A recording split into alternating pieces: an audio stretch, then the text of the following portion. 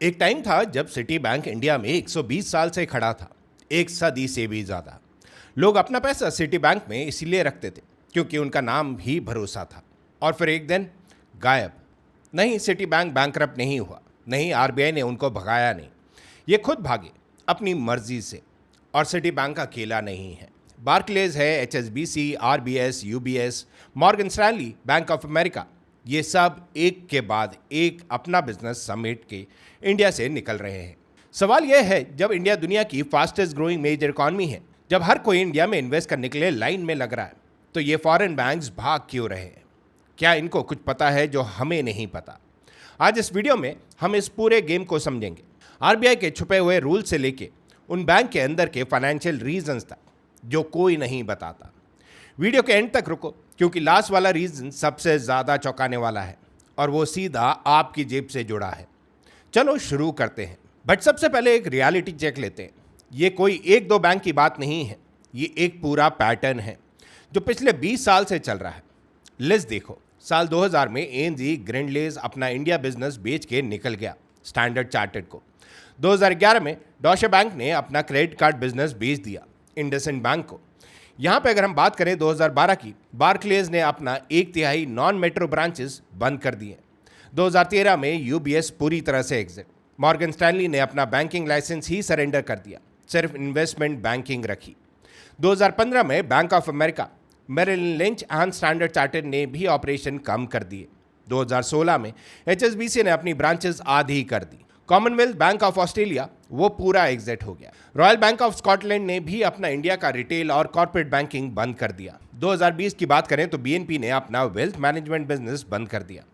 और फिर आता है 2022 का सबसे बड़ा धमाका, सिटी बैंक। सिटी बैंक ने अनाउंसमेंट किया कि वो अपना पूरा consumer banking business, credit cards, retail banking, wealth management, home loans सब बेच रहा है।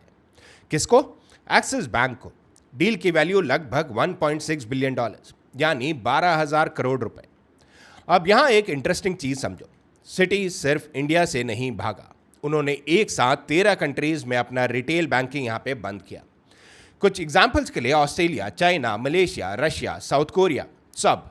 तो सिटी बैंक के ग्लोबल सीईओ जेन फ्रेजर ने क्या कहा? उन्होंने बोला, हम अपना कैपिटल और रिसोर्सेज वहां लगाना चाहते हैं जहां रिटर्न ज़्यादा है। अब इसका सीधा ट्रांसलेशन ये है कि रिटेल बैंकिंग में इंडिया में हमें उतना पैसा नहीं बन रहा जितना हम चाहते हैं, तो हम अपना पैसा कहीं और लगा रहे हैं। ये स्टेटमेंट बहुत इंपॉर्टेंट है क्योंकि इससे हमें पहला रीज़न मिलता है। लेकिन रुको, ये सिर्फ एक रीज़न है, असली कहानी तो अभी शुरू हुई है। यहाँ पे एक गलतफहमी जो है वो क्लियर कर देता हूँ। लोग सोचते हैं आरबीआई फॉरेन बैंक्स को भगा रहा है, बट एक्चुअली में उल्टा है। आरबीआई इन बैंक्स को रोक के रखना चाहता है, बस अपनी शर्तों पे, और वही शर्तें इनको भारी पड़ रही हैं। यहाँ पे सबसे पहले पॉइंट की बात करें, वो है कैपिटल रिक्वायरमेंट। अगर कोई फॉरेन बैंक इंडिया में होली ओन्ड सब्सिडरी बनना चाहता है, मतलब इंडिया में एक लोकल कंपनी की तरह ऑपरेट करना, तो उन्हें मिनिमम 500 करोड़ का पेड अप कैपिटल लॉक करना पड़ता है, सिर्फ शुरू करने के लिए। यहीं पे पॉइंट नंबर 2 आता है, सिस्टमैटिक रिस्क कैपिटल। आरबीआई का रूल है, अगर सारे फॉरेन बैंक्स का कंबाइंड कैपिटल इंडिया के पूरे बैंकिंग सिस्टम के कैपिटल का 20% क्रॉस कर जाए, तो उन्हें आगे एक्सपैंड करने के लिए स्पेशल अप्रूवल चाहिए। और अगर किसी बैंक के branch assets total banking system के 15% से ज़्यादा हो जाए, तब भी रिस्ट्रिक्शंस लग जाते हैं। यानी एक लिमिट के बाद आरबीआई सीधा कह देता है, भाई और बड़ा नहीं होने देंगे तुम्हें। बट यहीं पे आता है पॉइंट नंबर 3, जो कि है प्रायोरिटी सेक्टर लेंडिंग। ये सबसे अंडररेटेड रीजन है जो कोई डिस्कस नहीं करता। 2018 में आरबीआई ने रूल बनाया, अगर किसी फॉरेन बैंक की इंडिया में 20 या ज़्यादा ब्रांचेस हैं, तो उन्हें अपने टोटल लोन बुक का 40% प्रायोरिटी सेक्टर को देना होगा। मतलब एग्रीकल्चर, स्मॉल बिजनेसेस, एमएसएमई, या यहाँ पे रूरल इंफ्रास्ट्रक्चर। अब सोचो, एक फॉरेन बैंक जो सिर्फ मुंबई, दिल्ली, बैंगलोर जैसे मेट्रो सिटीज़ में ऑपरेट करता है, उसका पंजाब के किसान के साथ या एक छोटे गांव की एमएसएमई के साथ कोई कनेक्शन ही नहीं है। उनके पास ना वो नेटवर्क है, ना वो एक्सपर्टीज़। तो उनके लिए 40% रूल फॉलो करना मतलब अपनी कॉस्ट स्ट्रक्चर को पूरा तोड़ देना। इसीलिए काफ़ी बैंक्स ने सोचा, इससे अच्छा है हम WS बैन ही ना बनाएं, सिर्फ ब्रांच मोड में ही रह जाए, या फिर पूरा एग्जिट ही कर लें। और कोई ऑप्शन यहाँ पे इनके पास बचा नहीं था। लेकिन अगर आप अभी तक ये वीडियो देख रहे हो तो यहाँ पे कमेंट ज़रूर करें कि यहाँ पे रूल स्ट्रिक्ट है, ताकि मुझे पता चले कि लोग इस पॉइंट तक पहुँचे हैं। और हाँ, अगर वैल्यू मिल रही है तो वीडियो को लाइक ज़रूर करें, क्योंकि अगला पॉइंट सबसे ज़्यादा स्पाइसी है। अब यहाँ पे एक और रीज़न आता है जो कि सबसे बड़ा रीज़न है, विच इज़ कॉम्पिटिशन। 2005 में फॉरेन बैंक्स का इंडिया का टोटल बैंक एडवांसेस में शेयर था 6.55%। ये नंबर को ज़रूर याद रखिएगा। 2010 तक ये गिर के हुआ 4.65%, और रीसेंट ईयर्स में तो ये 1 से 2% के आसपास रह गया है। यानी 20 साल में फॉरेन बैंक्स का मार्केट शेयर 3/4 से ज़्यादा यहाँ पे कम हो गया। क्यों? क्योंकि जब तक फॉरेन बैंक्स अपनी प्रीमियम एलिड स्ट्रैटेजी में बिजी थे, HDFC, यहाँ पे ICICI बैंक, एक्सिस बैंक, यहाँ पे कोटक महिंद्रा बैंक, ऐसे बैंक जो है वो स्केल पे खेल रहे थे। ये देसी बैंक हर छोटे शहर में यहाँ पे ब्रांच खोल रहे थे, डिजिटल बैंकिंग में क्रेजी फास्ट इन्वेस्ट कर रहे थे, तो और लोकल कस्टमर को समझते थे, उनकी लैंग्वेज, उनकी ज़रूरत, उनका रिस्क प्रोफाइल। एक फॉरेन बैंक के लिए इंडिया में नए ब्रांचेस खोलना, नए टेक इंफ्रास्ट्रक्चर बनाना, ये सब इतना एक्सपेंसिव है कि उनके ग्लोबल बॉसेस कह देते हैं इतना इन्वेस्टमेंट करके भी जो रिटर्न्स मिलेगा वो हमारे दूसरे मार्केट से यहाँ पे कम है। और ऊपर से आ गए फिनटेक्स, पेटीएम हो गया, फोन पे, रेजर पे। ये लोग रिटेल बैंकिंग को इतना डिसरप्ट कर चुके हैं कि एक ट्रेडिशनल फॉरेन बैंक के पास कंपटीशन करने के लिए कोई तरीका ही नहीं बचा। तो सोच के देखो, जब लोकल प्लेयर्स इतनी तेजी से स्केल कर रहे हैं और रेगुलेटरी कॉस्ट भी बहुत ज़्यादा है, तो एक फॉरेन बैंक्स के लिए इंडिया में रह के फाइट करना ये एक लॉस मेकिंग बैटल जो है वो बन जाता है। वेल, यहाँ पे एक और रीज़न है, जो थर्ड रीज़न है, इसके बारे में भी बात करना ज़रूरी है, और ये सबसे ज़्यादा जियोपॉलिटिकल और ग्लोबल है। 2008 की ग्लोबल फाइनेंशियल क्राइसिस के बाद सारे बड़े ग्लोबल बैंक्स, चाहे वो लंदन में बैठे हों या न्यूयॉर्क में, अपने रेगुलेटर्स से बहुत ज़्यादा प्रेशर में आ गए। उनके होम कंट्री के रेगुलेटर्स ने बोला, अपना कैपिटल घर पे रखो, रिस्क या अनफेमिलियर मार्केट्स में मत फैलाओ। इंडिया एक high cost, high compliance, low margin market बन गया ग्लोबल हेडक्वार्टर की नज़र में। और जब एक बैंक के अंदर डिस्कशन होता है कि हम अपना लिमिटेड कैपिटल कहाँ लगाएंगे, तो वो देखते हैं रिटर्न्स ऑन इक्विटी। और अगर इंडिया में वो रिटर्न जो है वो सिंगापुर या हांगकांग या उनके अपने देश के मुकाबले यहाँ पे कम हो, तो कैपिटल वहाँ चला जाता है जहाँ ज़्यादा मिलता है। ये प्योरली एक बिजनेस डिसीजन है, इमोशनल नहीं, कैलकुलेशन है। बट यहाँ पे भी एक ट्विस्ट है जो बहुत कम लोग बताते हैं। सब फॉरेन बैंक्स जो है वो भाग नहीं रहे, कुछ बैंक और ज़्यादा इन्वेस्ट कर रहे हैं इंडिया में।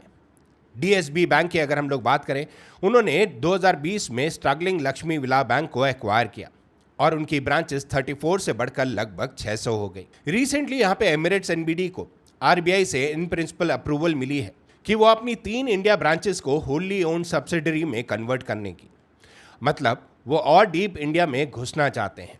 और Amex और HSBC फाइनेंशियल ईयर 25 में नए क्रेडिट कार्ड्स ऐड करने में इंडिया के टॉप बैंक्स में शामिल थे। तो असली कहानी ये नहीं है कि फॉरेन बैंक्स इंडिया से डर रहे हैं, असली कहानी ये है जो बैंक सिर्फ मास रिटेल खेलना चाहते हैं वो निकल रहे हैं, और जो बैंक्स नीश, हाई वैल्यू या डिजिटल फर्स्ट स्ट्रैटेजी अपना सकते हैं वो और गहरा इन्वेस्ट कर रहे हैं इंडिया में। ये एक फिल्टरिंग प्रोसेस है।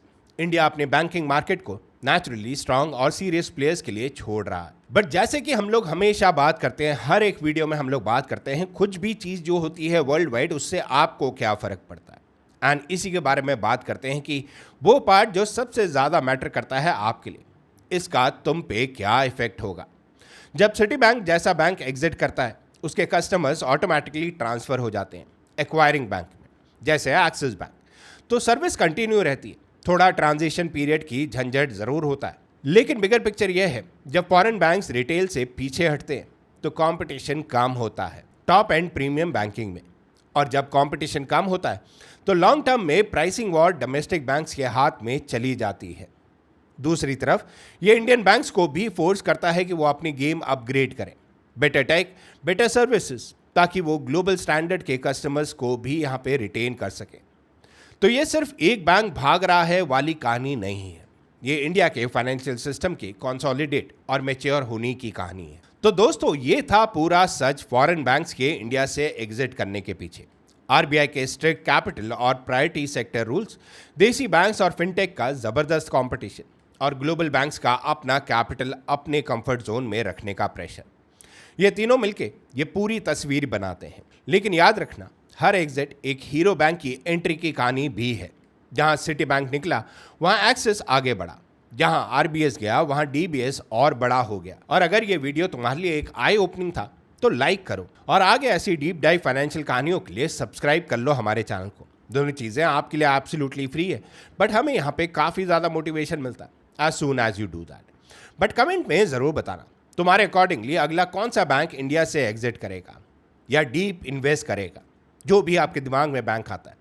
मिलते हैं आपसे अगली वीडियो में, तब तक के लिए अपना ख्याल रखें।